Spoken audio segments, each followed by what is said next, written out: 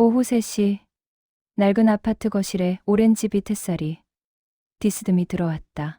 창가에 놓인 화분에 제라늄이 붉게 피어 있었고 벽시계는 규칙적으로 초침을 움직이고 있었다. 그 평화로운 공간에서 79살 각정숙은 남편이 또다시 메모지에 무언가를 적는 모습을 지켜보고 있었다. 남편 김태수는 식탁에 앉아 떨리는 손으로 연필을 쥐고 있었다. 그의 손놀림은 느렸지만 글씨를 쓰는 행위 자체는 놀라울 만큼 집중되어 있었다. 정숙은 부엌에서 설거지를 하는 척하며 남편을 힐끗힐끗 쳐다봤다. 치매 진단을 받은 지 3년. 이제 남편은 아침에 먹은 밥을 기억하지 못하고 어제 만난 손주의 이름도 잊어버렸다. 하지만 유독 한 가지만은 절대 잊지 않았다. 매일 같은 시간, 같은 장소에서 같은 메모를 쓰는 것. 그들이 온다. 태수가 적은 메모지를 식탁 한쪽에 놓고는 다시 새 종이를 꺼냈다. 그의 얼굴에는 묘한 긴장감이 서려 있었다. 마치 무언가 중요한 임무를 수행하는 사람처럼. 그는 두 번째 메모를 적기 시작했다. 조심해. 정숙은 수도꼭지를 잠그고 행주로 손을 닦으며 남편에게 다가갔다. 식탁 위에는 이미 노란색 포스트잇이 7장 놓여 있었다. 모두 같은 내용이었다. 어떤 것은 그들이 온다. 어떤 것은 조심해. 또 어떤 것은 위험하다라고 적혀 있었다. 글씨체는 떨렸지만 메시지만큼은 분명했다. 여보, 또 메모 쓰세요? 정숙의 목소리는 부드러웠다. 태수는 고개를 들어 아내를 바라봤다. 그의 눈동자는 흐릿했지만 순간적으로 날카로운 빛이 스쳤다. 경고해야 해. 모두에게. 태수의 목소리는 떨렸다. 정숙은 의자를 당겨 남편 옆에 앉았다. 그녀는 남편의 손을 감싸 쥐었다. 그 손은 차갑고 거칠었다. 젊은 시절 공사장에서 일하며 생긴 굳은 살이 아직도 손바닥에 남아 있었다. 누가 온다는 거예요? 누구를 조심하라는 거예요? 정숙이 조심스럽게 물었다. 태수는 잠시 아내를 응시하다가 고개를 저었다. 그리고는 다시 메모지를 향해 고개를 숙였다. 정숙은 한숨을 쉬며 식탁 위에 메모지들을 모았다. 오늘만 벌써 15장째였다. 이런 일이 시작된 건 석 달 전부터였다. 처음에는 가끔씩 한두 장 적더니 이제는 하루에도 수십 장을 써댔다. 병원에서는 치매 환자가 보이는 반복 행동의 일종이라고 설명했다.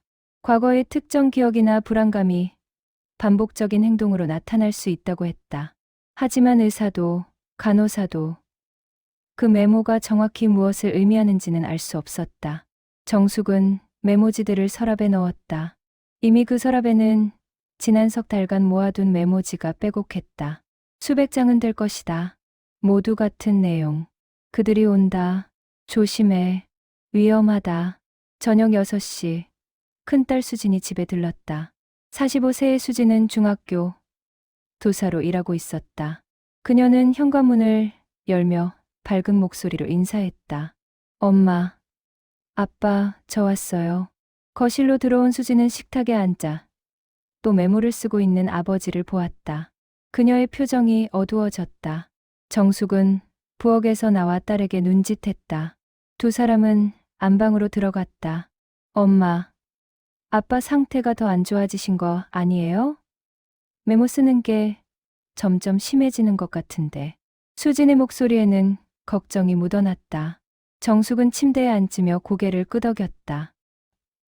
응, 요즘은 하루 종일 메모만 쓰셔. 밥 먹을 때도, TV 볼 때도, 자다가도 일어나서 메모 쓰실 때가 있어. 병원에는 다시 가보셨어요? 지난주에 갔었어. 의사 선생님이 약을 바꿔주시긴 했는데 별로 효과가 없는 것 같아. 수지는 안방 창문 너머로 보이는 거실을 바라봤다. 아버지는 여전히 식탁에 앉아 연필을 움직이고 있었다. 석양이 그의 뒷모습을 붉게 물들이고 있었다. 한때 건장했던 아버지의 등은 이제 많이 굽어 있었다. 그 메모 내용이 뭔지 알아보셨어요? 혹시 과거에 무슨 일이 있으셨던 건 아닐까요? 수진의 질문에 정숙은 잠시 말을 잃었다. 사실 그녀도 같은 생각을 하고 있었다. 남편과 52년을 함께 살았지만 그의 과거를 모두 아는 것은 아니었다. 특히 결혼 전 젊은 시절의 일들은 거의 듣지 못했다. 태수는 과거 이야기를 꺼내는 걸 싫어했다. 잘 모르겠어. 아빠가 과거 얘기를 안 하셨잖아.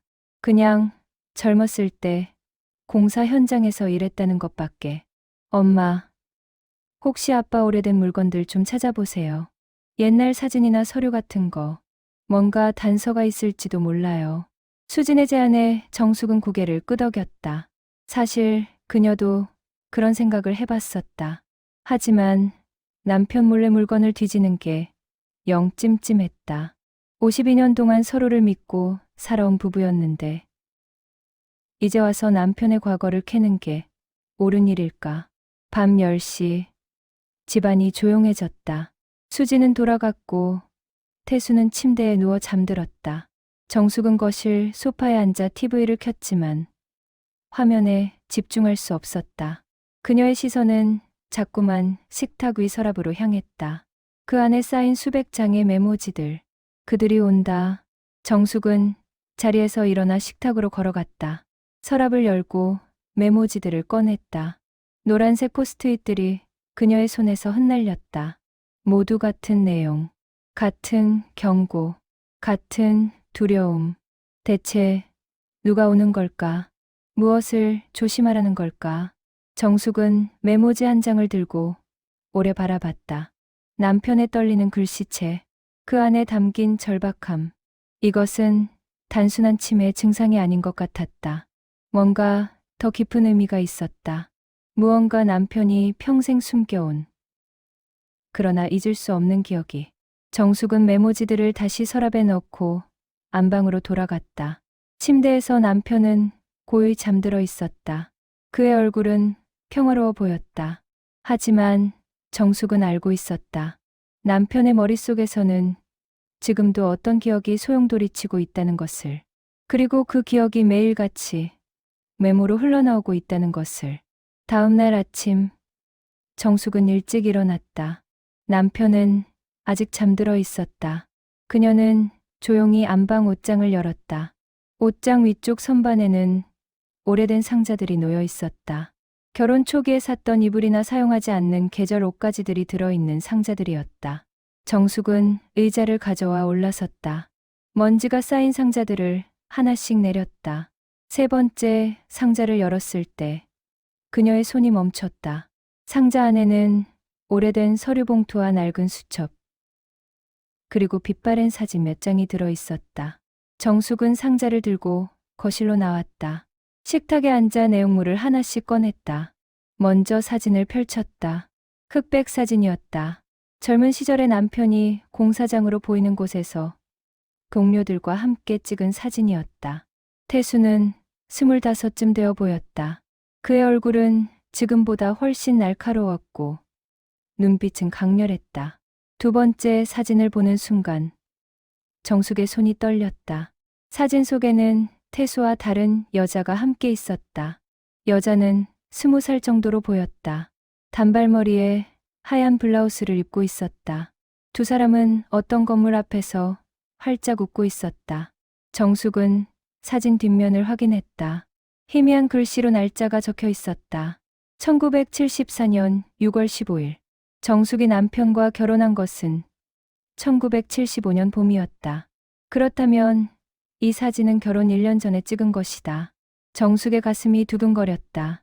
그녀는 서류 봉투를 열었다. 안에는 오래된 편지 몇 통이 들어 있었다. 편지지는 누렇게 변색되어 있었다. 첫 번째 편지를 펼쳤다. 여성의 필체였다. 단정하고 예쁜 글씨체. 태수 씨, 오늘도 현장에서 무사히 일 마치셨나요? 요즘 날씨가 더운데 건강 조심하세요. 저는 매일 태수 씨 생각을 하며 지냅니다. 우리가 약속했던 그 날이 빨리 왔으면 좋겠어요. 편지는 거기서 끝났다. 발신인 이름은 없었다. 정숙은 두 번째 편지를 펼쳤다. 역시 같은 필체였다. 태수 씨, 어제 편지 받았어요. 걱정하지 마세요. 저는 괜찮아요. 그 사람들이 자꾸 찾아와도 저는 아무 말 안 했어요. 태수 씨를 지킬 거예요. 우리의 약속을 지킬 거예요. 정숙의 손이 더 심하게 떨렸다. 그 사람들이라는 표현. 남편이 매일 쓰는 메모에 그들과 같은 사람들일까? 정숙은 세 번째 편지를 펼쳤다. 하지만 이번 편지는 앞에 두 통과 달랐다. 글씨가 흐트러져 있었고 종이에는 물에 번진 자국이 있었다. 눈물 자국인 것 같았다. 태수 씨, 미안해요. 더 이상 버틸 수가 없어요. 그 사람들이 매일 찾아와요. 협박을 해요. 태수 씨에게도 해를 입힐 거라고 해요. 저는 너무 무서워요. 하지만 태수 씨만큼은 지키고 싶어요. 그래서 결심했어요. 제가 떠나기로요. 멀리, 아주 멀리. 태수 씨를 찾지 못하도록. 부디 저를 찾지 마세요. 저를 잊어주세요. 행복하세요. 편지는 거기서 끝났다. 정숙은 편지를 내려놓고 얼굴을 감싸 쥐었다. 머릿속이 복잡했다. 남편에게 이런 과거가 있었다는 것에 대한 충격, 그리고 그 과거가 지금까지 남편을 괴롭히고 있다는 것에 대한 안타까움. 정숙은 마지막 남은 수첩을 펼쳤다. 수첩에는 남편의 필체로 일기가 적혀 있었다. 대부분 공사 현장에서의 일상적인 일들이 기록되어 있었다. 그런데 1974년 6월 20일 날짜의 일기에서 정숙의 눈이 멈췄다. 오늘 현장에서 사고가 났다.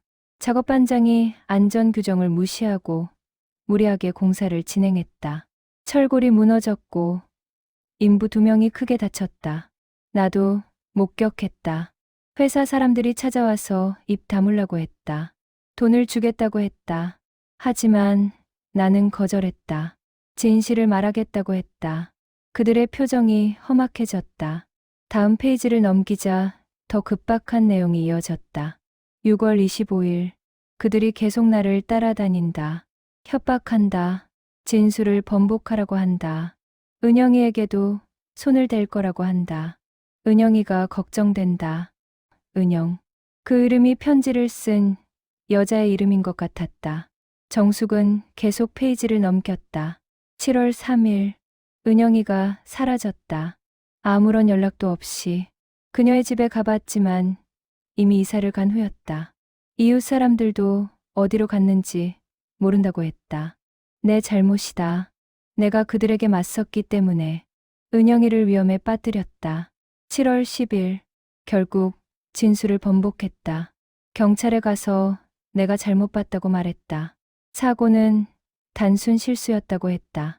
더 이상 은영이에게 해가 가지 않기를 바라며 나는 비겁자다. 수첩은 거기서 끝났다. 정숙은 수첩을 덮고 깊은 한숨을 내쉬었다. 이제 조금씩 윤곽이 보였다. 50년 전 남편은 공사장 사고를 목격했다. 진실을 밝히려 했다. 하지만 회사 측에서 압력을 넣었고 사랑하는 여자까지 위협받았다. 결국 진실을 포기했다. 그리고 지금 치매에 걸린 남편의 뇌는 그 트라우마를 끊임없이 재생하고 있었다. 그들이 온다. 조심해. 그것은 50년 전의 두려움이었다. 남편이 평생 가슴속에 묻어두었던 죄책감과 공포였다. 정숙은 며칠 동안 고민했다. 남편에게 직접 물어봐야 할까? 하지만 치매에 걸린 남편이 과거를 제대로 기억할 수 있을까? 오히려 혼란만 가중되는 건 아닐까? 결국 그녀는 딸 수진에게 전화를 걸었다. 다음 날 오후 수진이 다시 집에 왔다. 정숙은 식탁에 펼쳐둔 사진과 편지, 수첩을 딸에게 보여줬다. 수진은 하나하나 꼼꼼히 살펴봤다. 그녀의 표정이 점점 심각해졌다. 엄마, 이거 사고 은폐 아니에요?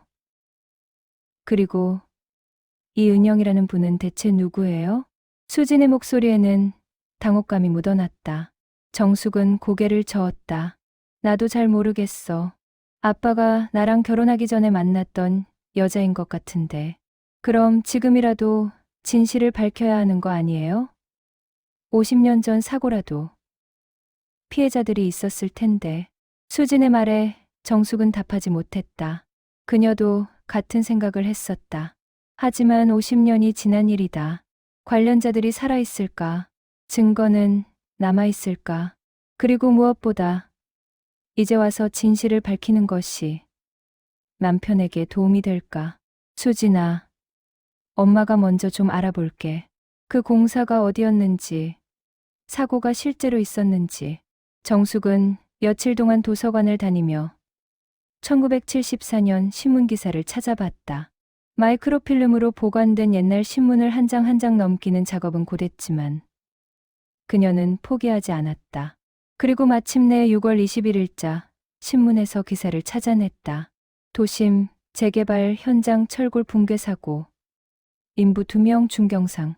기사는 짧았다. 사고 개요만 간단히 보도되어 있었고 원인은 안전수칙 미준수로 기록되어 있었다. 후속 기사를 찾아봤지만 없었다. 사건은 그대로 묻혔다. 정숙은 기사를 복사해서 집으로 돌아왔다. 남편은 여전히 메모를 쓰고 있었다. 그의 얼굴은 더 수척해진 것 같았다. 정숙은 남편 옆에 앉아 조심스럽게 말을 꺼냈다. 여보, 1974년에 공사장에서 사고가 있었죠? 태수의 손이 멈췄다. 그는 천천히 고개를 들어 아내를 바라봤다. 그의 눈동자가 흔들렸다. 사고, 기억나세요? 철골이 무너진 사고요. 태수는 잠시 멍하니 허공을 응시했다. 그리고는 갑자기 연필을 떨어뜨리고 머리를 감싸 쥐었다. 그들이 와 은영이를 지켜야 해. 태수의 목소리는 떨렸고 그의 몸도 덜덜 떨리기 시작했다. 정숙은 놀라서 남편을 안았다. 괜찮아요, 여보. 아무도 안 와요. 안전해요. 하지만 태수는 진정하지 못했다. 그는 계속 중얼거렸다. 미안해. 내가 지키지 못했어. 은영아. 미안해. 정숙의 눈에서 눈물이 흘렀다. 50년이 지난 지금도 남편은 그 죄책감 속에 살고 있었다. 지키지 못한 여자에 대한 미안함, 밝히지 못한 진실에 대한 괴로움. 그것이 치매라는 질병을 통해 끊임없이 표출되고 있었다. 정숙은 남편을 침대에 눕히고 약을 먹였다. 태수는 얼마 후 잠들었다. 그의 잠꼬대에서도 미안해라는 말이 흘러나왔다. 그날 밤 정숙은 결심했다. 은영이라는 여자를 찾아야 한다고. 그녀가 살아있다면 그녀에게 남편의 이야기를 들려줘야 한다고. 그리고 진실을 밝혀야 한다고. 그것만이 남편의 영혼을 구원하는 길이라고 생각했다. 다음 날 정숙은 오래된 주소록을 뒤졌다. 남편의 친구들, 옛 동료들의 연락처를 찾았다. 하지만 대부분 연락이 닿지 않았다. 50년이라는 시간은 너무 길었다. 많은 사람들이 이사를 갔거나 이미 세상을 떠났다. 그러던 중 한 명의 연락처가 유효했다. 남편과 같은 공사 현장에서 일했던 이철호라는 사람이었다. 정숙은 떨리는 손으로 전화를 걸었다. 여보세요? 나이 든 남자의 목소리가 들렸다. 혹시 이철호 선생님이세요? 저는 김태수 아내입니다. 아, 태수. 태수는 잘 지내나? 선생님, 죄송하지만 여쭤볼 게 있습니다. 1974년에 있었던 공사장 사고 기억하세요? 전화기 너머로 긴 침묵이 흘렀다. 이철호가 한숨을 쉬는 소리가 들렸다. 그 일을, 왜 갑자기 그 일을? 남편이 치매에 걸렸어요. 그런데 그 사고에 대한 기억 때문에 괴로워하고 있어요. 제발 그때 일을 좀 알려주세요. 이철호는 잠시 망설이다가 입을 열었다. 그래, 이제는 말해도 되겠지. 그때 사고가 났어. 회사 측에서 공기를 맞추려고 안전 규정을 무시했거든. 철골 설치가 제대로 안 된 상태에서 다음 작업을 강행했지. 당연히 무너졌어. 다행히 사망자는 없었지만 2명이 크게 다쳤어. 그런데 왜 제대로 조사가 안 됐나요? 회사가 돈으로 다 무마했어. 피해자들에게 보상금 주고 목격자들 입 막고. 태수는 그때 유일하게 회사 편을 안 들었던 사람이야. 진실을 밝히겠다고 했지. 그런데요? 회사에서 태수 여자친구를 협박했어. 은영이라고 참 착한 아가씨였는데 결국 은영이가 사라졌고 태수도 진술을 번복했어. 그 후로 태수는 완전히 다른 사람이 됐지. 말도 없어지고 사람들 피하고 정숙은 전화를 끊고 한참을 멍하니 앉아 있었다. 이제 모든 것이 명확해졌다. 남편이 왜 과거를 말하지 않았는지, 왜 메모를 쓰는지, 모든 것이 그 사건으로부터 시작됐다. 정숙은 은영을 찾기로 결심했다. 하지만 어디서부터 시작해야 할지 막막했다. 50년 전에 사라진 여자를 어떻게 찾는단 말인가. 그녀는 수진과 함께 계획을 세웠다. 먼저 편지에 적힌 필체를 단서로 삼았다. 편지 봉투에는 주소가 없었지만 소인에 찍힌 지역명이 희미하게 남아 있었다. 서부라는 글자만 겨우 알아볼 수 있었다. 정숙과 수진은 1974년 당시 서울 서부 지역의 주민등록 기록을 찾아보기로 했다. 구청을 여러 곳 방문했다.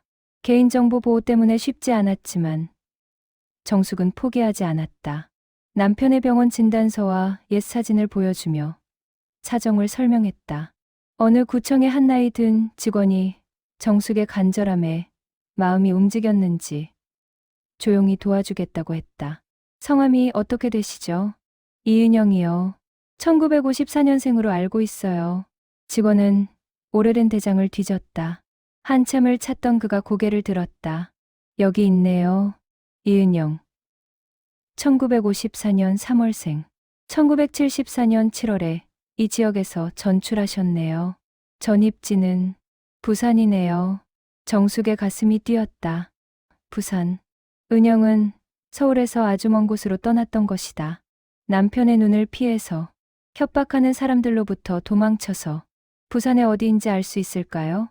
전입신고 주소가 있긴 한데 이건 50년 전 주소라 지금도 유효한지는. 직원은 주소를 적어줬다. 정숙은 그 종이를 소중히 가방에 넣었다. 다음 주 정숙과 수지는 부산행 기차를 탔다. 태수는 요양보호사에게 맡겼다. 기차 안에서 정숙은 창밖을 바라보며 생각에 잠겼다. 과연 은영을 만날 수 있을까? 만난다면 뭐라고 말해야 할까? 부산역에 도착해서 택시를 타고 주소지로 향했다. 오래된 주택가였다. 골목이 좁고 집들이 빼곡했다. 주소를 찾아가 보니 낡은 2층 다세대 주택이 있었다. 정숙은 숨을 크게 들이쉬고 초인종을 눌렀다. 잠시 후 문이 열렸다. 70살쯤 되어 보이는 여자가 나왔다. 짧은 머리에 안경을 쓰고 있었다. 정숙은 가방에서 사진을 꺼냈다. 50년 전 젊은 은영의 사진. 혹시 이은영 선생님이세요? 여자는 사진을 보더니 놀란 표정을 지었다. 그녀의 손이 떨렸다. 이 사진을 어디서? 저는 김태수의 아내입니다. 은영의 얼굴이 하얗게 질렸다. 그녀는 잠시 말없이 두 사람을 바라보다가 조용히 말했다. 들어오세요. 집 안은 단정했다. 거실에는 책들이 가득했고 벽에는 풍경화 몇 점이 걸려 있었다. 은영은 차를 내오며 입을 열었다. 태수 씨는 잘 지내시나요? 정숙은 남편의 상태를 설명했다. 치매에 걸린 것, 매일 메모를 쓰는 것, 50년 전 사건을 잊지 못하고 있는 것. 은영은 듣는 내내 눈물을 흘렸다. 제 잘못이에요. 제가 도망쳤기 때문에 태수 씨가 평생 죄책감에 시달린 거예요. 아니에요. 선생님, 잘못이 아니에요. 정숙은 은영의 손을 잡았다. 은영은 고개를 저었다. 아니에요. 저는 비겁했어요. 태수 씨가 진실을 밝히려고 할 때 저도 함께 싸워야 했는데 겁이 나서 도망쳤어요. 태수 씨 혼자 모든 것을 짊어지게 만들었어요.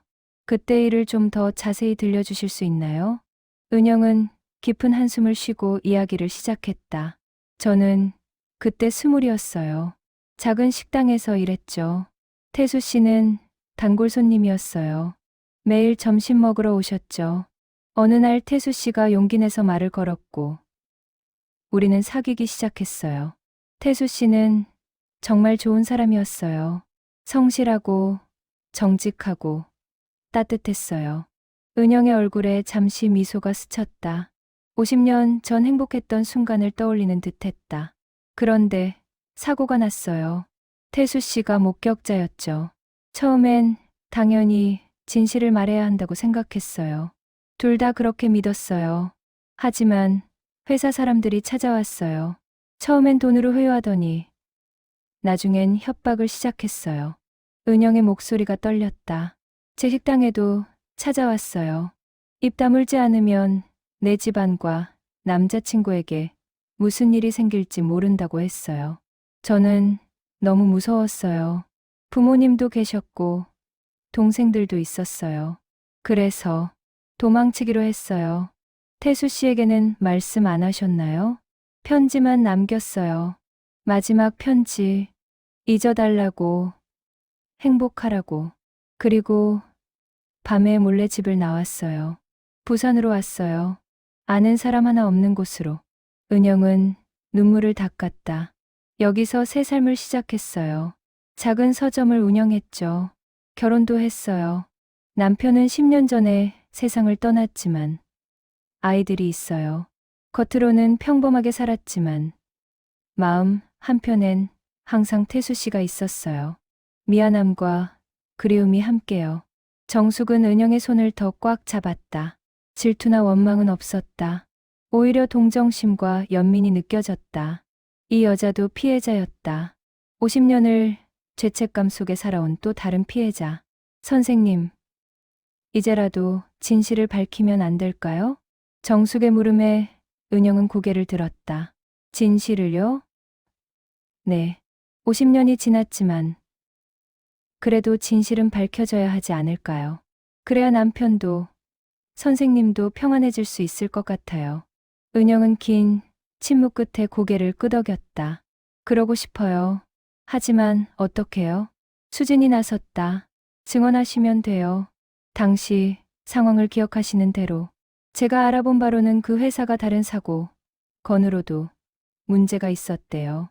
지금이라도 과거 사건들을 재조사하면 세 사람은 밤늦게까지 이야기를 나눴다. 그리고 함께 진실을 밝히기로 약속했다. 서울로 돌아온 정숙은 변호사를 찾아갔다. 인권 문제를 주로 다루는 젊은 변호사였다. 정숙은 50년 전 사건의 전말을 설명했다. 변호사는 신중한 표정으로 들었다. 어려운 사건이긴 합니다. 50년이 지났고 증거도 부족하고 관련자들이 대부분 생존해 있지 않을 테니까요. 하지만 변호사는 잠시 멈췄다가 말을 이었다. 진실을 밝히는 것 자체에 의미가 있습니다.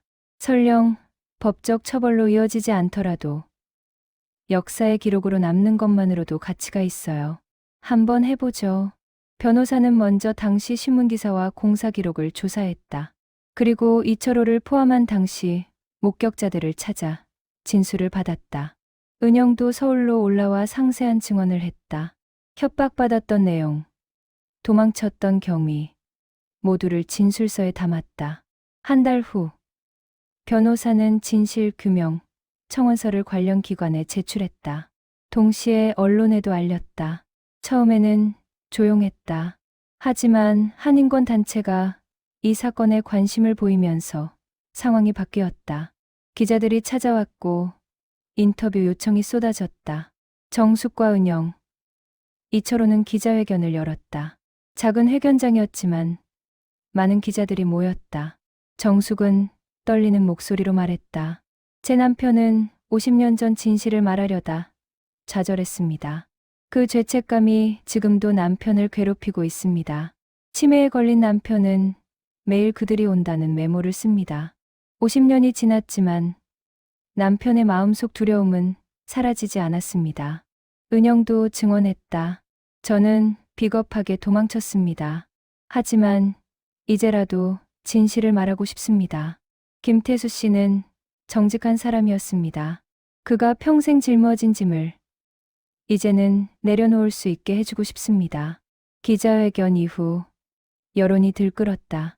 시민단체들이 진상규명을 요구했고 정치인들도 관심을 보였다. 결국 관련 기관에서 재조사를 시작했다. 조사 과정은 쉽지 않았다. 많은 기록이 소실되었고 증인들도 대부분 사망했다. 하지만 남아있는 자료들과 증언들을 종합한 결과 당시 회사의 부실 시공과 사고, 은폐가 확인됐다. 석 달 후 조사 결과가 발표됐다. 공식적으로 회사의 과실이 인정됐고 당시 피해자 가족들에게 공식 사과가 이뤄졌다. 물론 법적 책임을 묻기에는 시효가 지났지만 역사적 진실만큼은 밝혀진 것이다. 발표가 있던 날 정숙은 남편 태수를 데리고 기자회견장에 갔다. 태수는 휠체어에 앉아 있었다. 그의 상태는 더 악화되어 있었지만 정숙은 남편이 이 순간을 함께해야 한다고 생각했다. 발표가 끝나고 은영이 다가왔다. 50년 만의 재회였다. 은영은 휠체어의 태수 앞에 무릎을 꿇고 앉았다. 그녀의 눈에서 눈물이 흘렀다. 태수 씨, 저예요. 은영이에요. 태수는 흐릿한 눈으로 은영을 바라봤다. 인식하는지 알 수 없었다. 하지만 그의 손이 천천히 움직여 은영의 손을 덮었다. 그리고 떨리는 목소리로 말했다. 미안해. 아니에요. 태수 씨, 미안한 건 저예요. 당신을 혼자 두고 떠나서. 두 사람은 한참을 그렇게 손을 잡고 있었다. 50년의 세월이 그 손길 속에 녹아들었다. 회한과 그리움, 용서와 화해가 모두 담겨 있었다. 정숙은 그 모습을 조용히 지켜봤다. 질투나 섭섭함은 없었다. 오히려 감사했다. 은영이 있었기에 남편이 그래도 정직함을 지키려 했다는 것을. 비록 실패했지만 그 시도 자체가 의미 있었다는 것을. 그날 밤 집으로 돌아온 정숙은 남편을 침대에 눕혔다. 태수는 평소보다 편안한 표정이었다. 그리고 그날 밤 처음으로 메모를 쓰지 않았다. 식탁 위는 비어 있었다. 노란색 포스트잇도 연필도 없었다. 다음 날 아침 태수는 여전히 치매 증상을 보였다. 아침 식사를 했는지 기억하지 못했고 정숙의 이름도 헷갈려 했다. 하지만 메모는 쓰지 않았다. 그들이 온다는 말도 하지 않았다.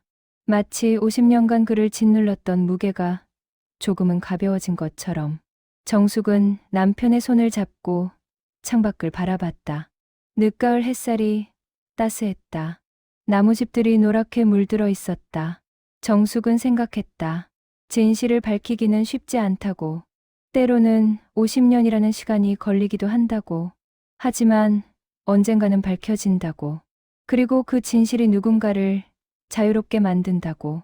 진실 규명 이후 정숙의 집에는 변화가 찾아왔다. 가장 큰 변화는 은영이 자주 방문하게 된 것이었다. 처음에는 어색했다. 남편의 옛 연인이 집에 드나드는 것이 자연스러울 리 없었다. 하지만 시간이 지나면서 두 여자 사이에는 묘한 유대감이 형성됐다. 어느 오후 은영이 가져온 옛날 사진첩을 함께 보고 있었다. 사진 속에는 젊은 시절의 태수가 있었다. 환하게 웃고 있는 모습. 지금은 볼 수 없는 표정이었다. 이때 참 행복했어요. 은영이 사진을 쓰다듬으며 말했다. 태수 씨는 꿈이 많았어요. 자기 건설 회사를 차리고 싶다고 했죠. 정직하게, 안전하게 건물을 짓는 회사. 그런 회사의 사장이 되고 싶다고. 정숙은 처음 듣는 이야기였다. 남편이 그런 꿈을 가지고 있었다니. 결혼 후 남편은 평범한 회사원으로 살았다. 특별한 야망도 없이 조용히 가족을 부양했다. 그것만으로도 충분히 훌륭한 남편이었지만 어쩌면 마음 한편에 묻어둔 꿈이 있었던 걸까. 그 사건 이후로 태수 씨가 많이 변했어요. 은영이 덧붙였다. 제가 떠나기 전 마지막으로 봤을 때 태수 씨 눈빛이 완전히 달라져 있었어요. 생기가 없었어요. 패배한 사람의 눈빛이었죠. 정숙은 고개를 끄덕였다. 결혼하고 나서도 그랬어요. 말수가 적었고 과거 얘기는 절대 안 했어요. 가끔 악몽을 꾸는 것 같았어요. 자다가 미안해라고 중얼거리곤 했죠. 두 여자는 서로를 바라봤다. 한 사람은 52년을 함께 산 아내, 다른 한 사람은 짧지만 강렬했던 첫사랑. 두 사람 모두 태수를 사랑했고 두 사람 모두 태수의 상처를 보았다. 사장님, 은영이 정숙을 조심스럽게 불렀다. 미안해요. 제가 도망치지 않았다면 태수 씨가 이렇게까지 괴로워하지 않았을 텐데. 아니에요. 정숙은 은영의 손을 잡았다. 선생님, 잘못이 아니에요. 누구도 잘못한 게 없어요. 잘못한 건 그 사람들이에요. 진실을 은폐하고 협박한 사람들. 그래도 선생님, 이제는 놓아주세요. 죄책감도 미안함도 우리 모두 그러자고요. 두 사람은 껴안았다. 서로의 어깨에서 눈물을 흘렸다. 50년의 세월 동안 각자 다른 장소에서 하지만 같은 사람을 생각하며 흘렸던 눈물들이 이제야 합쳐지는 순간이었다. 그날 이후 은영은 일주일에 한두 번씩 정숙의 집을 방문했다. 태수를 보러 오는 것이기도 했지만 정숙과 시간을 보내기 위해서이기도 했다. 두 사람은 함께 차를 마시고 산책을 하고 이야기를 나눴다. 어느 날 수진이 엄마에게 물었다. 엄마, 은영 선생님이 자주 오시는데 괜찮으세요? 솔직히 마음 불편하지 않으세요? 정숙은 웃으며 대답했다. 처음엔 그랬어. 솔직히 질투도 났고 서운하기도 했지. 아빠 마음속에 내가 아닌 다른 여자가 있었다는 게. 하지만 이제는 아니야. 왜요? 은영 선생님도 피해자였어. 그리고 그분이 있었기에 아빠가 정직함을 지키려 했던 거야. 그게 고마워. 그리고 정숙은 잠시 말을 멈췄다. 외롭지 않아. 은영 선생님과 이야기하면 아빠를 더 이해하게 돼. 내가 몰랐던 아빠의 모습을, 젊었을 때의 꿈, 열정, 그런 것들. 수지는 엄마를 안았다. 엄마, 대단하세요. 정말 대단한 게 아니야. 그냥 사랑하는 거지. 사랑하면 이해하게 되고, 이해하면 용서하게 되더라. 겨울이 왔다. 첫눈이 내리던 날, 정숙과 은영은 태수를 데리고 공원에 갔다. 휠체어를 밀며 천천히 산책로를 걸었다. 하얀 눈이 소복이 쌓인 나무들이 아름다웠다. 태수 씨, 눈 와요. 은영이 말했다. 태수는 하늘을 올려다봤다. 그의 얼굴에 눈송이가 내려앉았다. 정숙은 남편의 어깨에 손을 올렸다. 여보, 춥지 않아요? 태수는 대답하지 않았다. 하지만 그의 얼굴에는 평화로운 미소가 있었다. 마치 오랜 여행을 끝내고 집에 돌아온 사람처럼. 세 사람은 그렇게 한참을 걸었다. 눈 내리는 공원을 천천히 함께. 과거의 상처도 오해도 원망도 모두 하얀 눈 속에 덮이는 것 같았다. 벤치에 앉아 쉬었다. 정숙은 보온병에서 따뜻한 차를 따라 세 사람이 나눠 마셨다. 은영이 조용히 말했다. 사장님, 제가 태수 씨를 만난 건 50년 전이에요. 짧은 시간이었죠. 하지만 사장님은 52년을 함께 하셨어요. 힘든 시간도 행복한 시간도 모두 함께. 그게 진짜 사랑이에요. 정숙은 은영을 바라봤다. 선생님이 있었기에 아빠가 정직한 사람이 될 수 있었어요. 비록 실패했지만 시도했잖아요. 그게 중요한 거예요. 우리 둘 다 태수 씨를 사랑했네요. 그래요. 다른 방식으로, 다른 시간에. 하지만 똑같이 진심으로. 두 여자는 눈 내리는 하늘을 바라봤다. 그리고 가운데에 앉은 태수의 손을 함께 잡았다. 과거와 현재가, 첫사랑과 평생의 반려자가 그렇게 하나로 이어졌다. 봄이 왔다. 정숙의 집 앞화단에 개나리가 노랗게 피었다. 태수의 상태는 더 악화됐다. 이제는 가족도 알아보지 못하는 날이 많았다. 하지만 신기하게도 메모는 여전히 쓰지 않았다. 진실이 밝혀진 이후로 단 한 장도. 어느 날 정숙은 서랍에 보관해둔 옛날 메모지들을 꺼냈다. 수백 장의 노란 포스트잇. 그들이 온다. 조심해. 위험하다. 정숙은 메모지들을 하나하나 펼쳐 식탁 위에 놓았다. 은영이 방문했을 때 정숙은 그 메모지들을 보여줬다. 이게 다 남편이 3달 동안 쓴 거예요. 은영은 메모지들을 집어 읽어봤다. 그녀의 눈에서 눈물이 흘렀다. 50년 동안 태수 씨가 이 두려움 속에서 살았다는 거네요. 네. 겉으로는 평범하게 살았지만 마음속 깊은 곳에는 항상 이 기억이 있었던 거예요. 치매에 걸리면서 억제하던 감정들이 터져 나온 거죠.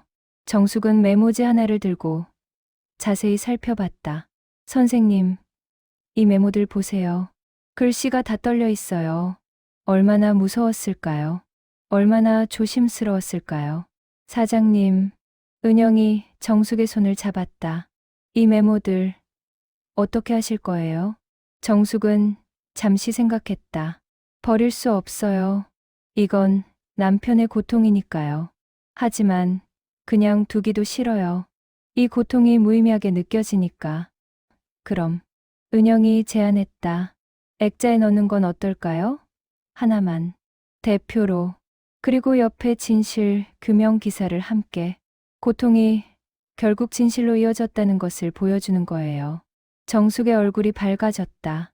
좋은 생각이에요. 두 사람은 함께 메모지 중 하나를 골랐다. 글씨가 가장 또렷한 것. 그들이 온다. 그리고 진실, 규명 기사가 실린 신문도 함께 액자에 넣었다. 액자는 거실 벽에 걸렸다. 태수가 자주 앉는 소파 맞은편 벽이었다.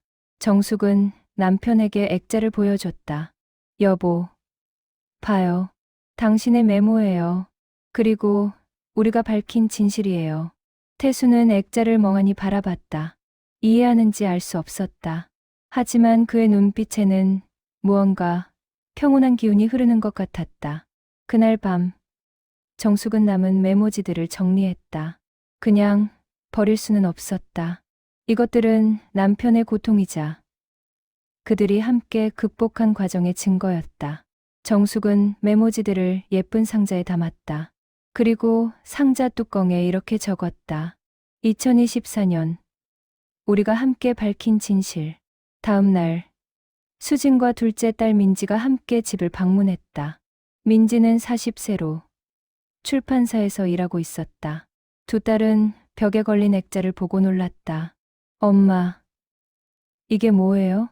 정숙은 그동안의 일들을 설명했다. 메모의 의미, 과거의 사건, 진실 규명 과정. 딸들은 믿을 수 없다는 표정으로 들었다. 그런 일이 있었다니. 수진이 말했다. 아빠가 그렇게 힘든 시간을 보내셨는데 우리는 전혀 몰랐네요. 아빠가 말씀 안 하셨으니까. 그리고 나도 몰랐어. 52년을 함께 살았는데도. 민지가 액자 앞으로 다가갔다. 엄마, 이거 책으로 만들면 어떨까요? 책? 네. 아빠의 이야기를, 한 사람이 평생 짊어진 죄책감과 그것을 극복하는 과정을 많은 사람들이 알아야 할 것 같아요. 정숙은 잠시 생각에 잠겼다. 남편의 이야기를 세상에 알린다는 것. 그것이 남편에게 도움이 될까? 아니면 또 다른 고통이 될까? 은영이 말했다. 좋은 생각이에요. 태수 씨의 고통이 헛되지 않았다는 것을. 한 사람의 정직함이 결국 진실을 밝혔다는 것을 보여줄 수 있잖아요. 결국 가족들은 책을 만들기로 했다. 민지가 글을 쓰고 정숙과 은영이 자료를 제공했다. 몇 달에 걸친 작업 끝에 책이 완성됐다. 책 제목은 그들이 온다. 한 남자가 평생 쓴 메모의 비밀이었다. 표지에는 태수의 떨리는 글씨로 쓴 메모가 크게 인쇄되어 있었다. 출판 기념회가 열렸다. 작은 서점이었지만 많은 사람들이 찾아왔다. 피해자 가족들, 인권단체 관계자들, 기자들. 정숙은 떨리는 목소리로 인사말을 했다. 제 남편 김태수는 평범한 사람이었습니다. 특별한 영웅도 위대한 인물도 아니었습니다. 하지만 그는 정직하려 했습니다. 비록 실패했지만 시도했습니다. 그리고 그 시도가 50년 후의 진실을 밝혔습니다. 정숙은 눈물을 닦았다. 이 책이 누군가에게 용기가 되었으면 좋겠습니다. 진실을 말하는 것이 쉽지 않다는 것을. 하지만 그래도 말해야 한다는 것을. 박수가 터져 나왔다. 은영도 일어나 정숙을 안았다. 수진과 민지도 엄마를 안았다. 네 사람은 그렇게 한참을 껴안고 있었다. 여름이 지나고 가을이 왔다. 태수의 상태는 계속 나빠졌다. 이제는 침대에 누워 지내는 시간이 대부분이었다. 말도 거의 하지 못했다. 하지만 정숙은 매일 남편 곁을 지켰다. 아침마다 정숙은 남편의 손을 잡고 이야기를 했다. 날씨 이야기, 손주들 이야기, 그날 있었던 일들. 남편이 알아듣는지는 확실하지 않았다. 하지만 정숙은 믿었다. 어딘가에서 남편이 듣고 있을 거라고. 은영도 거의 매일 방문했다. 그녀는 정숙과 그대로 태수를 돌봤다. 두 여자는 이제 자매 같은 사이가 되어 있었다. 한 사람을 사랑했던 두 여자가 그를 함께 돌보며 더 가까워진 것이다. 어느 날 저녁, 석양이 아름답게 지고 있었다. 정숙과 은영은 태수의 침대 양쪽에 앉아 있었다. 태수의 숨소리는 약했지만 규칙적이었다. 사장님, 은영이 조용히 말했다. 제가 태수 씨께 마지막 인사를 해도 될까요? 정숙은 고개를 끄덕였다. 은영은 태수의 손을 잡고 말했다. 태수 씨, 저 은영이에요. 50년 만에 다시 만났죠.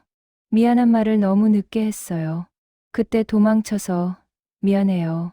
당신 혼자 모든 걸 짊어지게 해서 미안해요.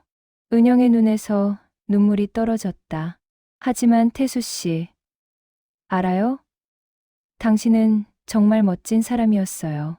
정직하고 용감하고 따뜻한 사람.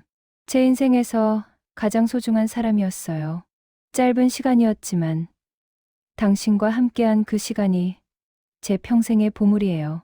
은영은 태수의 이마에 입맞춤했다. 이제 편히 쉬어요. 더 이상 두려워하지 마요. 그들은 오지 않아요. 진실이 밝혀졌으니까. 당신은 이겼어요. 태수 씨. 50년 걸렸지만 결국 이긴 거예요. 태수의 입술이 미세하게 움직였다. 소리는 나지 않았지만 입모양으로 알 수 있었다. 고마워. 정숙도 남편의 손을 잡았다. 여보, 나 당신 아내 정숙이에요. 52년 동안 함께 했죠. 행복했어요. 힘든 시간도 있었지만 당신과 함께여서 견딜 수 있었어요. 정숙의 목소리가 떨렸다. 당신은 좋은 남편이었어요. 좋은 아버지였어요. 묵묵히 가족을 지켜줬죠. 당신 덕분에 우리 딸들이 잘 자랐어요. 손주들도 건강하게 크고 있고요.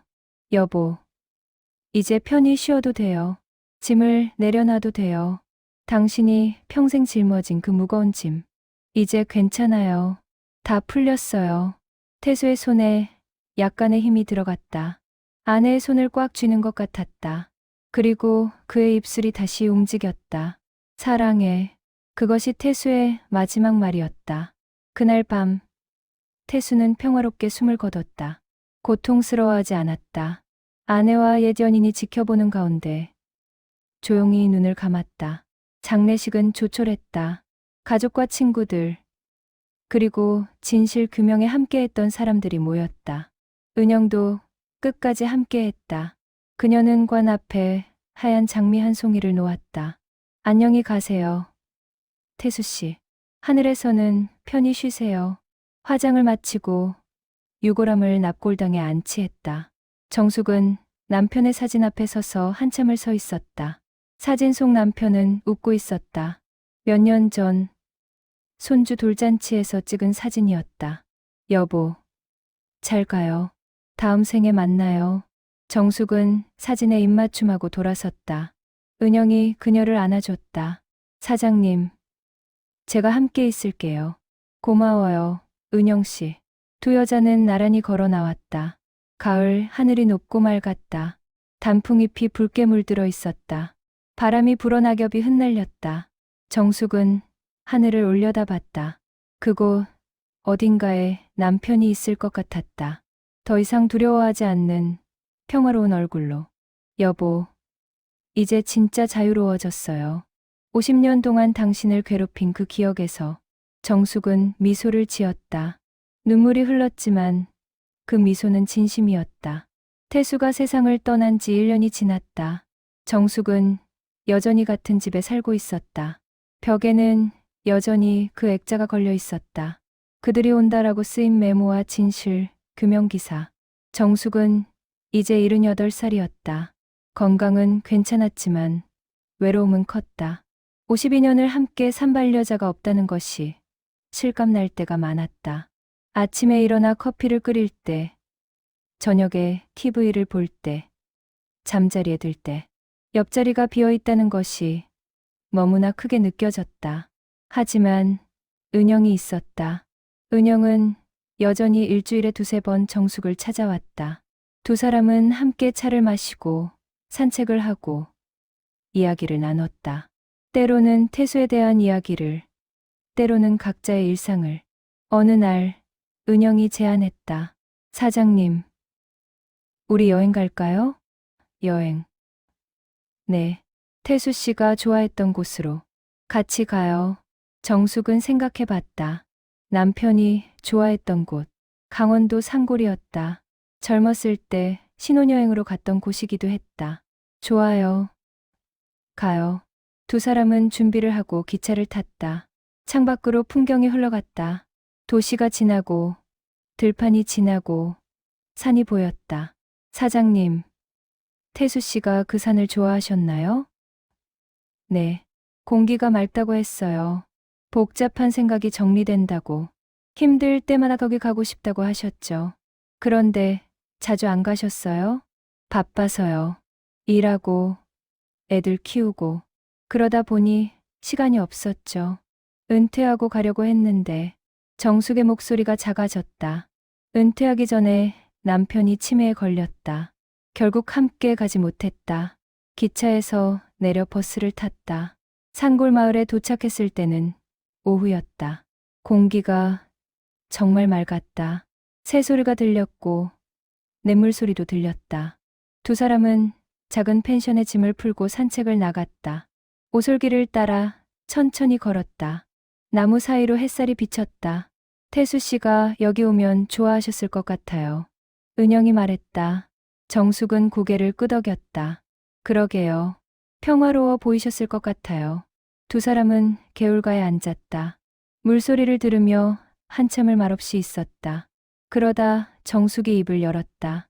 은영 씨, 고마워요. 갑자기 왜요?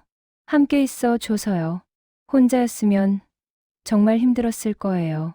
은영은 정숙의 손을 잡았다. 저도 고마워요. 사장님. 사장님 덕분에 태수 씨를 다시 만날 수 있었어요. 그리고 용서받을 수 있었어요. 용서받을 게 뭐가 있어요. 아무 잘못도 안 했는거려. 그래도 50년 동안 죄책감 속에 살았거든요. 사장님 만나고 태수 씨 다시 보고 진실 밝히고 나니까 마음이 편해졌어요. 두 사람은 서로를 바라보며 웃었다. 나이 든 여자 둘이 한 남자를 사랑했던 두 여자가 이제는 서로를 위로하는 친구가 되어 있었다. 저녁에 펜션으로 돌아와 함께 식사를 했다. 은영이 가져온 도시락이었다. 간단한 김밥과 과일이었지만 맛있었다. 사장님, 내년에는 제주도 갈까요? 제주도요? 네. 태수 씨가 가보고 싶어 하셨대요. 바다를 좋아하셨다고 들었어요.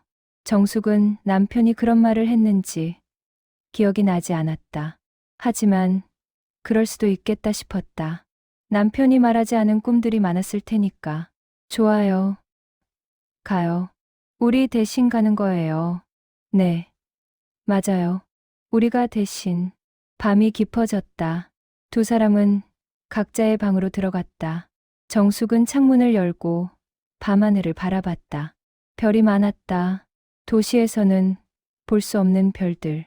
여보, 보고 있어요? 이 별들. 정숙은 혼잣말로 중얼거렸다.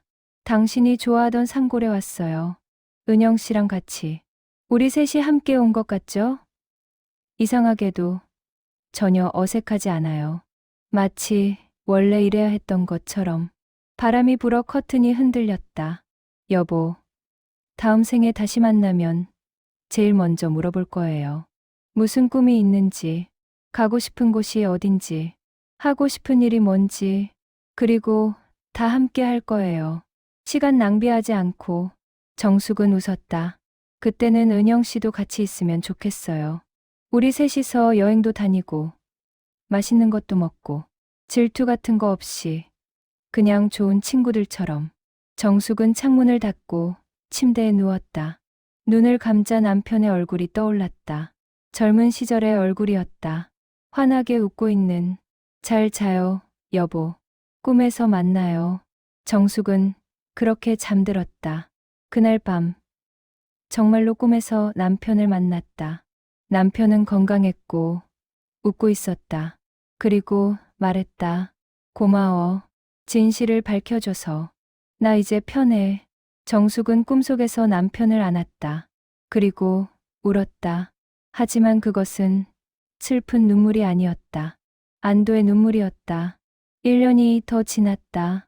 정숙과 은영은 약속대로 제주도를 여행했다. 바다를 보고, 오름을 오르고, 맛있는 것을 먹었다. 사진도 많이 찍었다. 어느 날 저녁, 해변에 앉아 있었다. 석양이 아름다웠다. 주황빛 하늘, 잔잔한 파도. 사장님, 행복하세요? 은영이 물었다.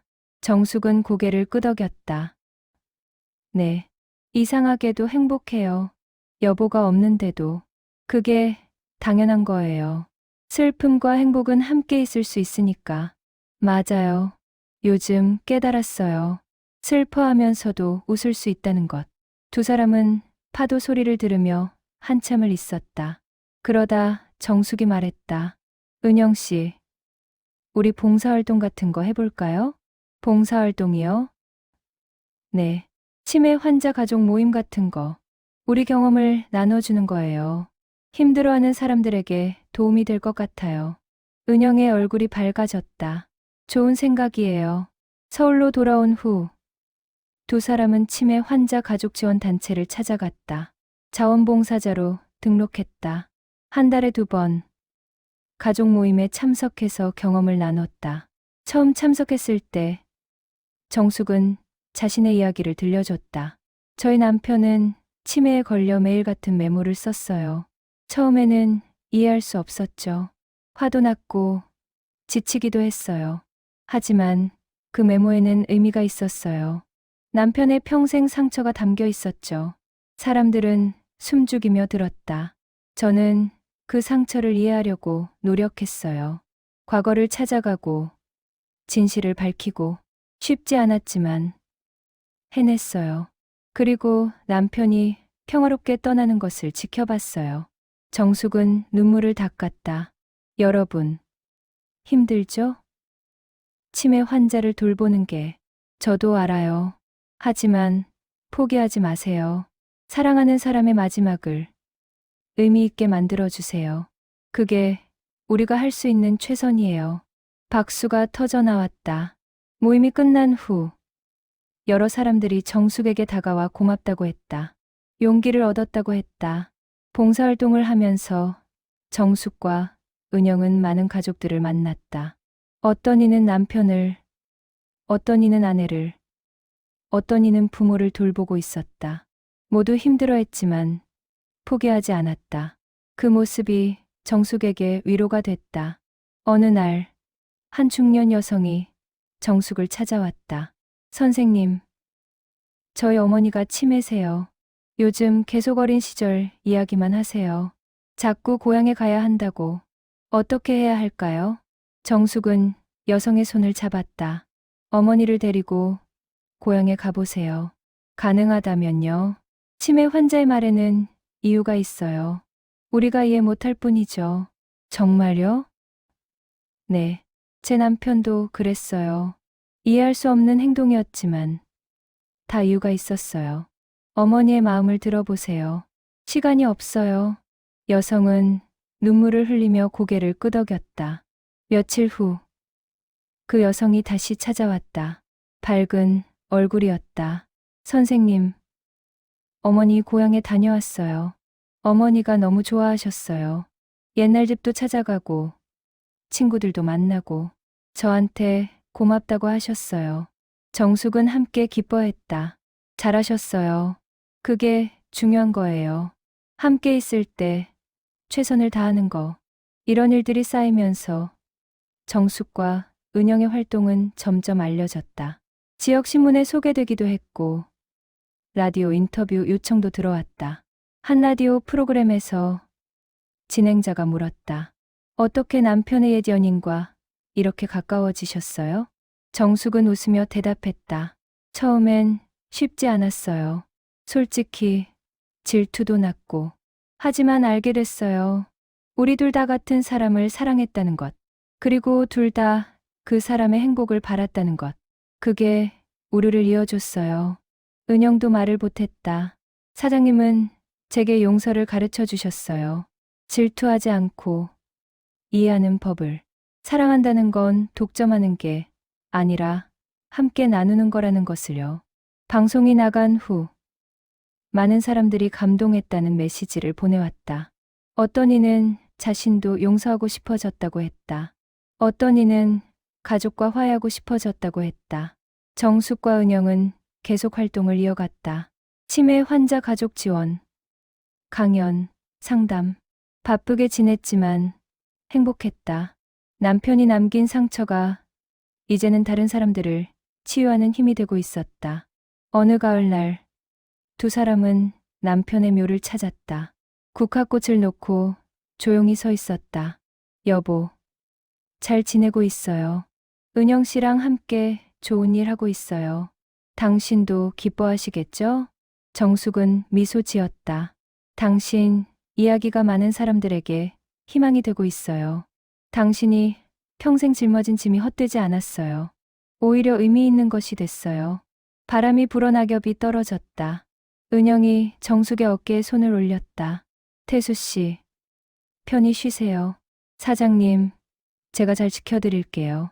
두 사람은 묘를 떠나 천천히 걸어갔다. 석양빛 속에서 두 사람의 그림자가 길게 늘어졌다. 과거와 현재, 사랑과 용서, 고통과 치유가 모두 그 그림자 속에 담겨 있었다. 정숙은 하늘을 올려다봤다. 저 위 어딘가에서 남편이 웃고 있을 것 같았다. 더 이상 두렵지 않은 평화로운 얼굴로. 여보, 고마워요. 당신 덕분에 소중한 것들을 배웠어요. 진실의 가치, 용서의 힘, 사랑의 의미. 당신은 위대한 사람이었어요. 세상이 알아주지 않아도 나는 알아요. 정숙과 은영은 손을 잡고 걸었다. 앞으로 계속 이어질 그들의 여정. 함께 만들어갈 새로운 이야기들. 모두 한 남자의 사랑에서 시작된 것들이었다.